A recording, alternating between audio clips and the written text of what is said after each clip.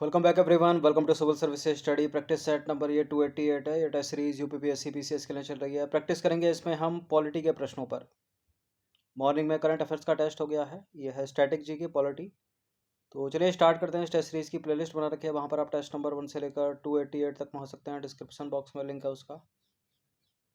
तो पहला प्रश्न है, संसदीय कार्यवाही के साधनों के संदर्भ में निम्नलिखित को सही क्रम में व्यवस्थित कीजिए। शून्यकाल, प्रश्नकाल, प्रस्ताव, आधे घंटे की चर्चा। नीचे दिए गए कूट का प्रयोग करके सही उत्तर का चुनाव कीजिए।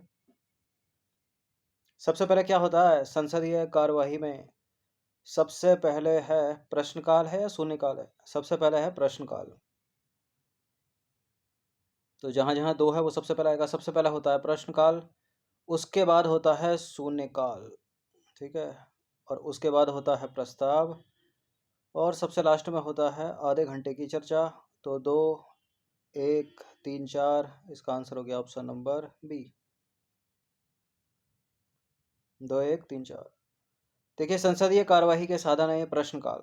प्रत्येक संसदीय बैठक का पहला घंटा प्रश्नकाल के लिए निर्धारित होता है। इस दौरान सदस्य तीखे सवाल पूछते हैं और मंत्रियों को उनका जवाब देना होता है। शून्यकाल यह प्रश्नकाल के तुरंत बाद शुरू होता है और उस दिन के मुद्दे अथवा सदन के नियमित कामकाज पर चर्चा होने तक जारी रहता है। प्रस्ताव की बात करें तो पीठासीन अधिकारी की सहमति वाले प्रस्ताव के बाद ही सार्वजनिक महत्व के विषय पर कोई चर्चा की जा सकती है। सदन विभिन्न मुद्दों पर अपने निर्णय मंत्रियों अथवा निजी सदस्य द्वारा पेश किए गए प्रस्तावों पर विचार करने या अस्वीकार करने के माध्यम से व्यक्त करता है। आधे घंटे की चर्चा सबसे लास्ट में यह विवाद में रहे सार्वजनिक महत्व के मामलों पर चर्चा करने के लिए है तथा जिसका तथ्यात्मक स्पष्टीकरण आवश्यक है। ये नंबर इस पर व्हाट्सएप करके आप फुल टेस्ट सीरीज प्राप्त कर सकते हैं इन सभी प्रश्नों की। दूसरा प्रश्न है, निम्नलिखित में से कौन सा धन विधेयक के संबंध में सही नहीं है? इनकरेक्ट स्टेटमेंट धन विधेयक से रिलेटेड। अनुच्छेद 110 धन विधेयक से संबंधित है। इसमें केंद्र सरकार द्वारा धन उधार लेने का विनियमन शामिल है। भारत की संचित निधि से धन का विनियमन विनियोग शामिल है, और इसमें किसी भी कर का अधिरोपण, समाप्ति, छूट, परिवर्तन अथवा विनियमन शामिल नहीं होता। देखिए क्यों नहीं होता? होता है। धन विधेयक में कर का अधिरोपण, समाप्ति, छूट, परिवर्तन, विनियमन शामिल होता है, तो यही गलत है। बाकी 110 ठीक है। केंद्र सरकार द्वारा धन उधार लेने का विनियमन ठीक है। भारत की संचित निधि से धन का विनियोग शामिल है, तो पहला गलत है। देखिए, भारतीय संविधान का अनुच्छेद 110 धन विधेयक से संबंधित है। कोई विधेयक धन विधेयक है अथवा नहीं, इसके लिए कुछ प्रावधान है। भारत में किसी विधेयक का धन विधेयक के रूप में निर्धारण करने का प्रावधान। अच्छा, कोई विधेयक धन विधेयक है या नहीं, इसका निर्णय कौन लेता है? ये प्रश्न बड़ा पूछा था एग्जाम में, लोकसभा का स्पीकर। तो कोई विधेयक धन विधेयक है या नहीं वो कैसे पता चलेगा? इसमें किसी भी कर का अधिरोपण, समाप्ति, छूट, परिवर्तन अथवा विनियमन शामिल है। तो पहला वाला सही है जो गलत था ऊपर, मतलब पहला वाला सही होना चाहिए जो वहाँ गलत था। भारत की संचित निधि या आकस्मिक निधि की अभिरक्षा, इस प्रकार की किसी निधि में धन का भुगतान अथवा धन की निकासी, ये भी होना चाहिए। भारत की संचित निधि से धन का विनियोग और केंद्र सरकार द्वारा धन उधार लेने का विनियमन, ये सभी।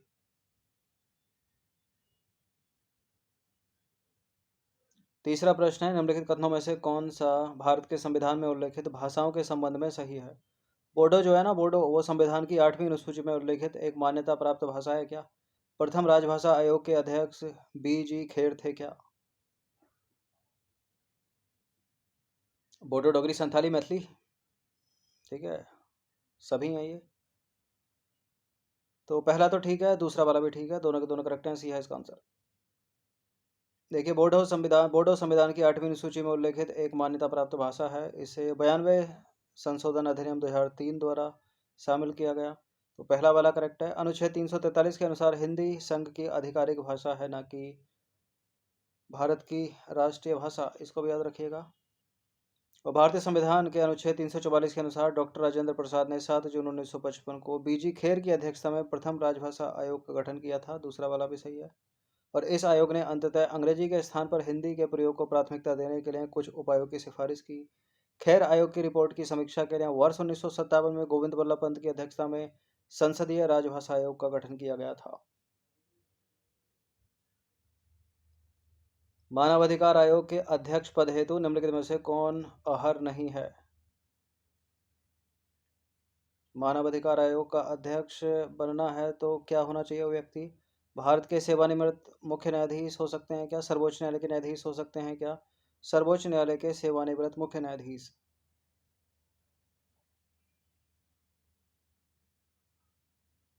ये तो एक ही बात है। भारत के सेवानिवृत्त मुख्य न्यायाधीश या सर्वोच्च भारत का सेवानिवृत्त मुख्य न्यायाधीश कौन होगा? सुप्रीम कोर्ट का रिटायर जज ही तो होगा, तो ये और ये तो हो ही सकते हैं, एक ही बात है। सर्वोच्च न्यायालय के न्यायाधीश भी हो सकते हैं, उच्च न्यायालय के न्यायाधीश नहीं हो सकते। अगर आपको अध्यक्ष बनना है तो सुप्रीम कोर्ट का ही होगा जो होगा। सदस्य के लिए है ये, तो डी गलत है इसका। देखिए, सबसे पहले बात आती है राष्ट्रीय मानवाधिकार आयोग की। मानवाधिकार आयोग एक बहुसदस्य निकाय है जिसमें एक अध्यक्ष होता है और 5 सदस्य होते हैं। तो ये जो एक अध्यक्ष है ये सुप्रीम कोर्ट का जज हो सकता है, रिटायर्ड जज हो सकता है। और अध्यक्ष पद के लिए अर्हताएं की बात करें तो भारत के सेवानिवृत्त मुख्य न्यायाधीश अथवा सर्वोच्च न्यायालय का एक न्यायाधीश, ठीक है। सदस्य हेतु अर्हता मानदंड है कि वह सेवारत अथवा सेवानिवृत्त होना चाहिए, ठीक है। और उच्च न्यायालय का एक सेवारत अथवा सेवानिवृत्त मुख्य न्यायाधीश और मानवाधिकारों के संबंध में ज्ञान या व्यवहारिक अनुभव रखने वाले 3 व्यक्ति, जिनमें कम से कम एक महिला होनी चाहिए। और पूर्णकालिक सदस्यों के अतिरिक्त इसमें और कौन कौन होगा? इस आयोग में जो है 7 पदेन सदस्य भी होते हैं। एक तो राष्ट्रीय अल्पसंख्यक आयोग का अध्यक्ष, राष्ट्रीय अनुसूचित जाति आयोग का अध्यक्ष, राष्ट्रीय अनुसूचित जनजाति आयोग का अध्यक्ष, राष्ट्रीय महिला आयोग का अध्यक्ष और राष्ट्रीय पिछड़ी जाति आयोग का अध्यक्ष और राष्ट्रीय बाल अधिकार संरक्षण आयोग के अध्यक्ष, ये होते हैं। और दिव्यांगजनों का के लिए मुख्य आयुक्त होता है। क्वेश्चन नंबर 5 पर आ जाइए। राज्य मानवाधिकार आयोग निम्नलिखित में से किसमें उल्लेखित विषयों के संबंध में मानवाधिकारों के उल्लंघन की जांच कर सकता है? चूंकि वो राज्य का मानवाधिकार आयोग है, तो राज्य सरकार जो है वो राज्य सूची पर कानून बनाती है और संवर्ती सूची पर कानून बनाती है। संवर्ती सूची पर राज्य सरकार भी कानून बनाती है और केंद्र सरकार भी कानून बनाती है। तो संवर्ती सूची में हो जाएगा, राज्य सूची में हो जाएगा, संघ सूची में नहीं होगा। तो जहाँ जहाँ 3 है उसको हटा दीजिए, केवल 1 और 2, इसका आंसर हो जाएगा बी। यही चीज राष्ट्रीय मानवाधिकार आयोग होती तो संघ सूची हो जाता और संवर्ती सूची हो जाता, राज्य सूची हट जाता। देखिए, राज्य मानवाधिकार आयोग केवल संविधान की 7वीं अनुसूची की राज्य सूची और संवर्ती सूची में उल्लेखित विषयों के संबंध में मानवाधिकारों के उल्लंघन की जांच कर सकती है। तो विकल्प ए करेक्ट हो गया। किसी ऐसे मामले में जिसकी जांच पहले से ही राष्ट्रीय मानवाधिकार आयोग अथवा किसी अन्य संवैधानिक आयोग द्वारा की जा रही है, उस स्थिति में राज्य मानवाधिकार आयोग उस मामले की जांच नहीं कर सकता। केंद्र शासित प्रदेश दिल्ली के अतिरिक्त केंद्र सरकार राज्य मानवाधिकार आयोगों को मानवाधिकार संबंधी कार्य सौंप सकती है। केंद्र शासित प्रदेश दिल्ली के मामले में मानवाधिकार से संबंधित कार्य राष्ट्रीय मानवाधिकार आयोग द्वारा किए जाने का प्रावधान है। जो यूटीज हैं, यूनियन टेरिटरी। क्वेश्चन नंबर 6 पर आ जाइए। संथानम समिति की स्थापना किस सामाजिक समस्या के रोकथाम के लिए की गई? दहेज प्रथा, सांप्रदायिक दंगे, राष्ट्रीय आपातकाल, भ्रष्टाचार। इसका answer option number D, corruption, भ्रष्टाचार। देखिए, लाल बहादुर शास्त्री ने वर्ष 1962 में भ्रष्टाचार विरोधी समिति के रूप में संथानम समिति का गठन किया। संथानम समिति का काम सरकारी विभागों में कुप्रशासन की रोकथाम करना और पता लगाना था, ठीक है, सरकारी विभागों में। वर्ष 1964 में समिति की सिफारिशों पर केंद्रीय सतर्कता आयोग का गठन किया गया। केंद्रीय सतर्कता आयोग यानी सेंट्रल विजिलेंस कमीशन एक स्वतंत्र समिति है जो केवल संसद के प्रति उत्तरदायी है। सॉरी, ये बात संथानम समिति के लिए है। संथानम समिति स्वतंत्र है और संसद के प्रति उत्तरदायी है। और इसी समिति की सिफारिश पर गठन हुआ सेंट्रल विजिलेंस कमीशन का। क्वेश्चन नंबर 7 पर आ जाइए। निम्नलिखित में से कौन केंद्रीय सतर्कता आयोग यानी सीबीसी सेंट्रल विजिलेंस कमीशन से संपर्क कर सकता है? सेंट्रल गवर्नमेंट तो कुछ भी कर सकती है, ठीक है, तो केंद्र सरकार कर सकती है, लोकपाल भी कर सकता है, विसल ब्लोअर ये भी कर सकता है। तो तीनों के तीनों कर सकते हैं। इसका आंसर हो जाएगा ऑप्शन नंबर डी। 1 2 3। देखिए, केंद्र सतर्कता आयोग सीवीसी यानी सेंट्रल विजिलेंस कमीशन कार्यकारी प्राधिकारी के नियंत्रण से मुक्त शीर्ष सतर्कता संस्थान है। यह सेंट्रल गवर्नमेंट के तहत सभी सतर्कता गतिविधियों का अनुवीक्षण करता है। केंद्र सरकार के संगठनों में विभिन्न प्राधिकरणों को उनके सतर्कता कार्य की योजना बनाने, क्रियान्वयन, समीक्षा और सुधार करने में सलाह देता है। केंद्र सतर्कता आयोग की स्थापना भारत सरकार के द्वारा वर्ष 1964 में भ्रष्टाचार निवारण समिति की सिफारिशों पर की गई थी। संसद ने केंद्र सतर्कता आयोग को वैधानिक दर्जा प्रदान करते हुए सीबीसी अधिनियम अधिनियमित किया। यह जो आयोग है, भ्रष्टाचार या पद के दुरुपयोग संबंधी प्राप्त शिकायतों पर उचित कार्यवाही की सिफारिश करता है। अब कौन कौन है वो जो इस संस्थान निकाय, मतलब कौन कौन है वो संस्था हो सकती है, वो निकाय हो सकता है, संस्थान हो सकता है, व्यक्ति हो सकता है जो केंद्र सतर्कता आयोग से संपर्क कर सकता है। सेंट्रल गवर्नमेंट कर सकती है, लोकपाल कर सकता है, विशेल ब्लोअर कर सकता है। अब सवाल उठता है, विशेल ब्लोअर क्या है? देखिए, विशेल ब्लोअर किसी कंपनी, सरकारी एजेंसी का कर्मचारी या कोई बाहरी व्यक्ति हो सकता है। बाहरी व्यक्ति मतलब पुलिस का अधिकारी हो सकता है, उच्च सरकारी अधिकारी हो सकता है, मीडिया का हो सकता है कोई, ठीक है, जो धोखाधड़ी, भ्रष्टाचार से संबंधित किसी कार्यों के बारे में जानता हो या किसी उच्च प्राधिकारी को जानकारी दे सकता है वो। क्वेश्चन नंबर 8 पर अजय नीचे दो कथन दिए हैं, अभिकथन ए और कारण आर। वही स्पष्टीकरण वाला प्रश्न है। स्पष्टीकरण करेगा तो ए होगा, दोनों सही होंगे। स्पष्टीकरण नहीं करेगा तो आंसर भी होगा। इन दोनों में से कोई सही गलत होगा तो आंसर सी या डी में से दिया जाएगा। अभिकथन ए क्या है? अभिकथन ए है, सीबीआई को अपनी शक्तियां दिल्ली विशेष पुलिस स्थापना अधिनियम 1946 से प्राप्त होती हैं। कारण क्या है इसका? सीबीआई कोई वैधानिक निकाय नहीं है। देखिए, चूंकि सीबीआई कोई वैधानिक निकाय तो है नहीं। क्यों नहीं है? क्योंकि सीबीआई को तो अपनी शक्तियां दिल्ली विशेष पुलिस स्थापना अधिनियम 1946 से प्राप्त होती हैं। तो कारण भी सही है, अभिकथन भी सही है, स्पष्टीकरण भी कर ही रहा, तो ए सही है। देखिए, भ्रष्टाचार की रोकथाम पर संथानम समिति द्वारा सीबीआई की स्थापना की सिफारिश की गई थी। सीबीआई, सीबीसी ये दोनों संथानम समिति की सिफारिश के आधार पर ही हैं, भ्रष्टाचार रोकने के लिए। सीबीआई यानी central bureau of investigation, full form है इसकी। वर्ष 1963 में गृह मंत्रालय के एक प्रस्ताव द्वारा इसकी स्थापना की गई। बाद में इसे कार्मिक मंत्रालय में स्थानांतरित कर दिया गया और अब इसे संलग्न कार्यालय का दर्जा प्राप्त है। 1941 में स्थापित विशेष पुलिस प्रतिष्ठान को भी सीबीआई में विलय कर दिया गया था। देखिए, सीबीआई एक वैधानिक निकाय नहीं है। यह दिल्ली विशेष पुलिस स्थापना अधिनियम 1946 से अपनी शक्तियां प्राप्त करता है। तो पहला भी करेक्ट है, दूसरा भी करेक्ट है और स्पष्टीकरण भी करता है। लोकपाल और लोकायुक्त संशोधन विधेयक 2016 के संदर्भ में विचार करेंगे। एक लोक सेवक को अपनी संपत्ति और देनदारियों की घोषणा करनी होगी। इसके अंतर्गत की गई घोषणा का स्वरूप सेंट्रल गवर्नमेंट द्वारा निर्धारित किया जाएगा। करेक्ट है, दोनों के दोनों स्टेटमेंट सी है इसका आंसर। देखिए, लोकपाल और लोकायुक्त संशोधन विधेयक 2016 27 जुलाई 2016 को लोकसभा में पेश किया गया था। ये जो विधेयक है वो लोक सेवकों द्वारा संपत्ति और देनदारियों की घोषणा के संबंध में लोकपाल लोकायुक्त अधिनियम 2013 में संशोधन करता है। लोकपाल अधिनियम के तहत एक लोक सेवक को अपने पति या पत्नी और आश्रित बच्चों की संपत्ति और देनदारियों की घोषणा करने की आवश्यकता होती है। ऐसी घोषणाएं कार्यालय में प्रवेश के 30 दिनों के भीतर सक्षम प्राधिकारी को दी जानी चाहिए और लोक सेवक को प्रत्येक वर्ष 31 जुलाई तक ऐसी संपत्ति और देनदारियों का वार्षिक रिटर्न दाखिल करना होगा। ये सब हो जाता है, सब कर देता है सी। देखिए, लोकपाल अधिनियम यह भी अनिवार्य करता है कि ऐसी घोषणाओं को संबंधित मंत्रालयों की वेबसाइट पर उस वर्ष 31 अगस्त तक प्रकाशित किया जाए। और विधेयक इन प्रावधानों को प्रतिस्थापित करते हुए कहता है कि एक लोक सेवक को अपनी संपत्ति और देनदारियों की घोषणा करने की आवश्यकता होगी। हालांकि ऐसी घोषणा करने का रूप और तरीका कौन तय करेगा? Central government. तो दोनों के दोनों करेक्ट हैं, सी है आंसर।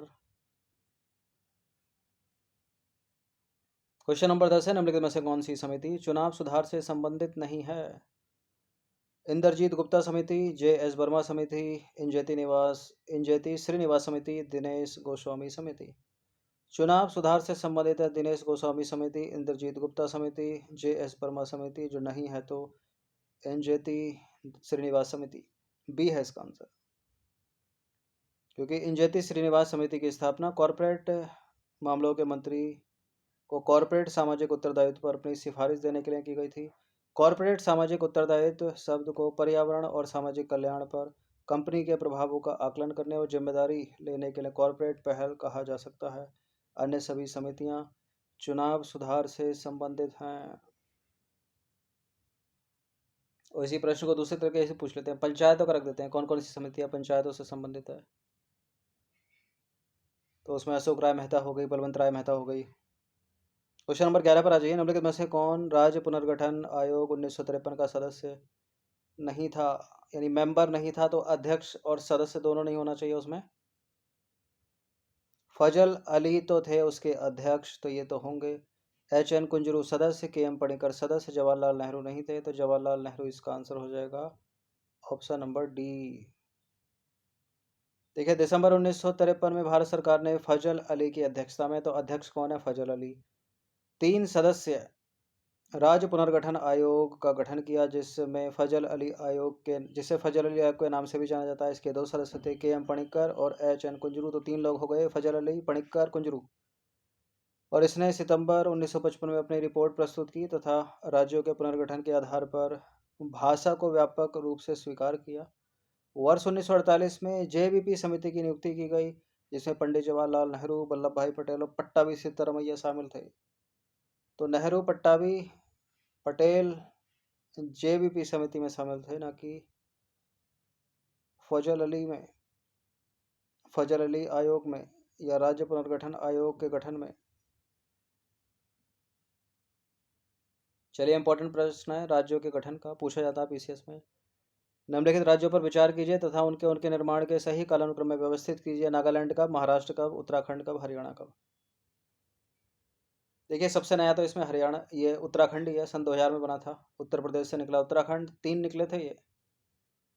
उत्तर प्रदेश से निकला था उत्तराखंड, बिहार से निकला था झारखंड और मध्य प्रदेश से निकला था छत्तीसगढ़। एक 1 नवंबर को, दूसरा 9 नवंबर को, तीसरा 15 नवंबर को, सन 2000 में। अब 3 जिसमें सबसे लास्ट में होगा वो आंसर हो जाना चाहिए, तो एक में या एक में आंसर हो गया इसका अपना। चलिए, तो नागालैंड है 1963, 1963। महाराष्ट्र, साथ में गुजरात, ये दोनों हैं 1966 के। हरियाणा और पंजाब, महाराष्ट्र और साथ में गुजरात जो हैं ये हैं 1960 के। ठीक है, हरियाणा के साथ पंजाब ये 1966 है। उत्तराखंड है सन 2000। तो सबसे पहले आएगा इसमें नागालैंड 1963, उसके बाद आ जाएगा 1960। ठीक है, उसके बाद आ जाएगा हरियाणा 1966, सबसे अंत में आ जाएगा उत्तराखंड। तो 1 2 4 3, 2 1 4 3 कैसे हो रहा है? हाँ, ठीक तो है। 1960 पहले आएगा ना, 63 उसके बाद में आएगा। ठीक है, और फिर आ जाएगा हरियाणा 1966 और उत्तराखंड आ जाएगा सन 2000। तो आगे आइए, 2 1 4 3, ठीक हो गया। 2 1 4 3। तो गुजरात और महाराष्ट्र 1960 में। ठीक है, नागालैंड है 1963 और हरियाणा के साथ पंजाबी 1966। छत्तीसगढ़, झारखंड, उत्तराखंड सन 2000 में। छत्तीसगढ़ एमपी से निकला, उत्तराखंड यूपी से निकला, झारखंड निकला बिहार से। और इसके अतिरिक्त जो सबसे ज़्यादा पूछे जाते हैं इसी तालिका में है वो सिक्किम 1975 का पूर्ण राज्य दर्जा मिला इसको। हिमाचल प्रदेश 1971 का है, गोवा 1987 का है, मिजोरम और अरुणाचल प्रदेश है 1987। क्वेश्चन नंबर 13 पर आ जाइए। भारत के संविधान के तहत नागरिकता यानी सिटीजनशिप निम्नलिखित में से किस सूची में शामिल है? सिटीजनशिप तो होगी संघ सूची का विषय है, भाग 2 में है। अनुच्छेद पूछ ले तो 5 से 11।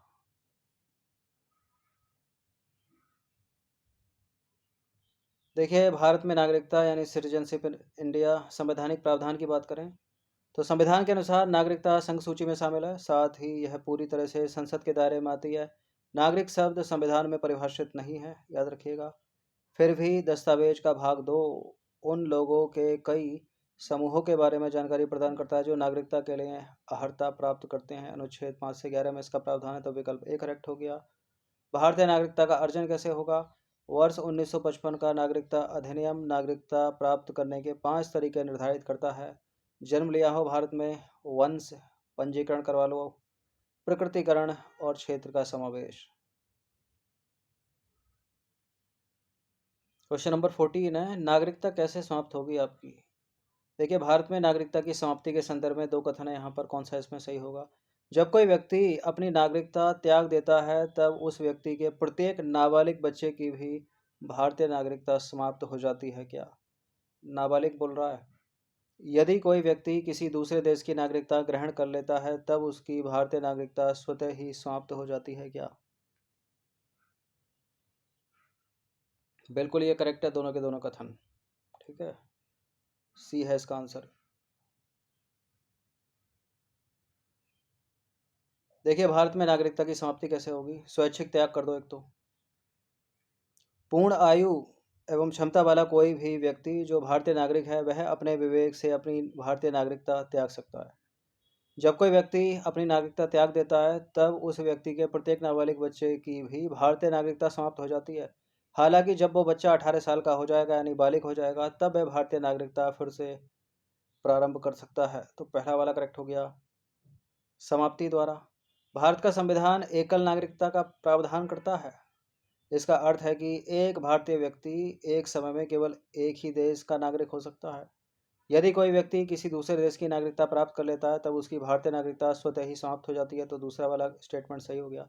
हालांकि जब भारत में युद्ध चल रहा हो या भारत युद्ध में व्यस्त हो उस स्थिति में यह प्रावधान लागू नहीं होता। ठीक है, क्वेश्चन नंबर क्वेश्चन नहीं मतलब तीसरा वाला है इसमें एक, सरकार द्वारा वंचना। सरकार आपकी नागरिकता हटा दे, सरकार आपको वंचित कैसे करेगी नागरिकता से? भारत सरकार किसी भारतीय नागरिक की नागरिकता समाप्त कर सकती है यदि क्या क्या कर ले वो?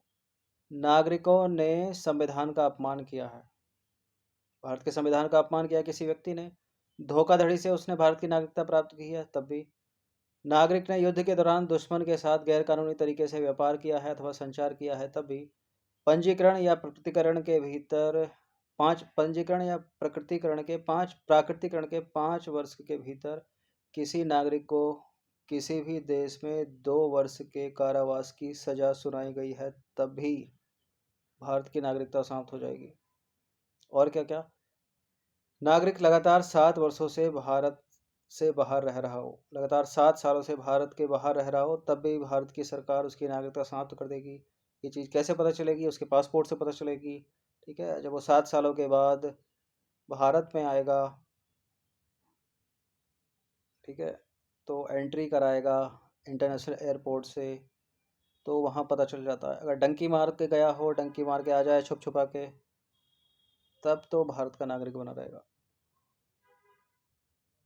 क्वेश्चन नंबर 15 पर आ जाइए। निम्नलिखित में से कौन सही सुमेलित नहीं है? भारत का संविधान का अनुच्छेद और प्रावधान। अनुच्छेद 54, 55, 56, 57।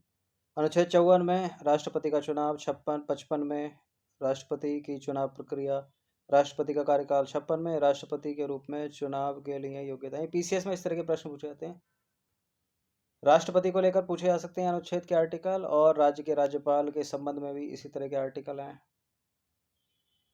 ये 54 से है, उसमें 100 जुड़ जाता है, 152, 53 से शुरू हो जाता है वो उधर।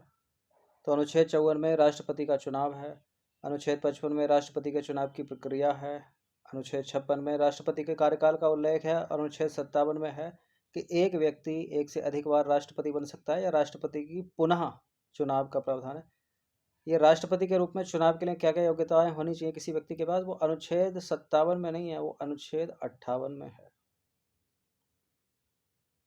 तो यही इनकरेक्ट है और यही आंसर होगा अपना, क्योंकि ऊपर के तीनों ठीक हैं।